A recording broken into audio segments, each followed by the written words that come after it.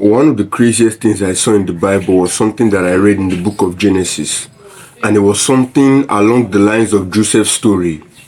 It was where Joseph's brothers came to Joseph's house to come and eat when he was in Egypt.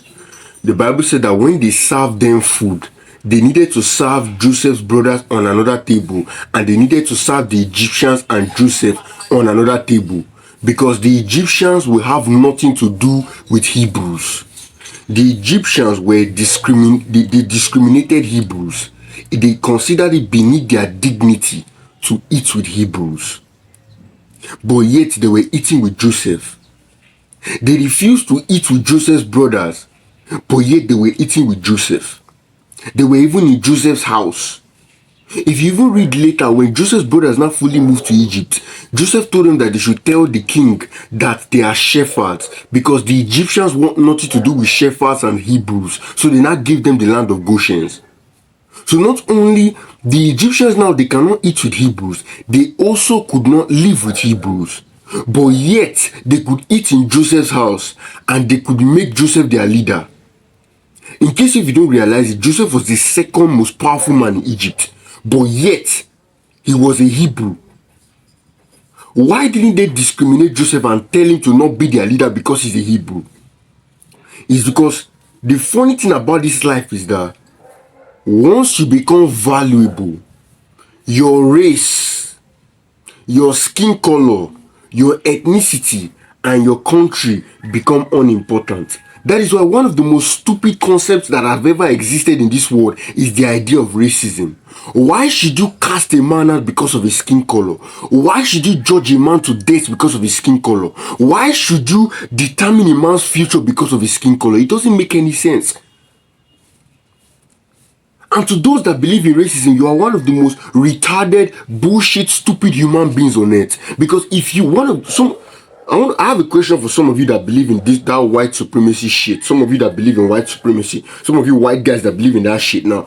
If you go to a hospital and a black doctor is the only person, a black man, African man is the only person that can treat you and you will survive, wouldn't you allow him treat you? The reason why I ask you these questions is because I want to show you that you are a big fool. And if your family, your father taught you this, then you come from a family of fools. Because you see, this skin that we have is just a container. What matters is who we are.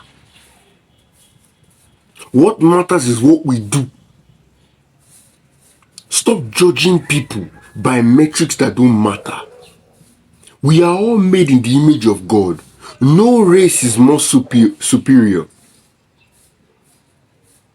There's a reason why the Father in heaven, the source of all light, is covered with light. I honestly believe that one of the reasons why in all the visions Isaiah saw of God, John saw of God, Daniel saw of God, the Father on the throne did not have. He was neither black or white. He was covered with light. Your race does not matter. Your skin color does not matter. As a matter of fact, God is even the one that created that discrimination, that separation of languages in the Tower of Babel. But it does not mean that he loves one race over another race.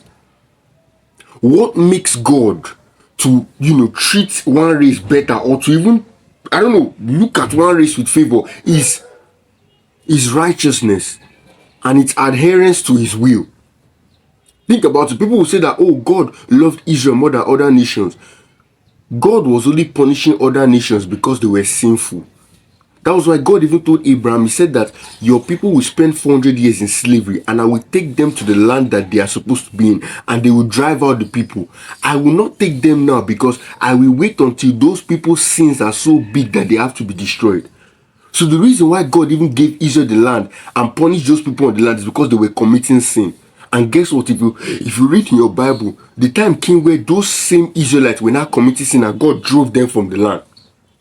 And he gave another nation power over them. To tell you that God is not unjust.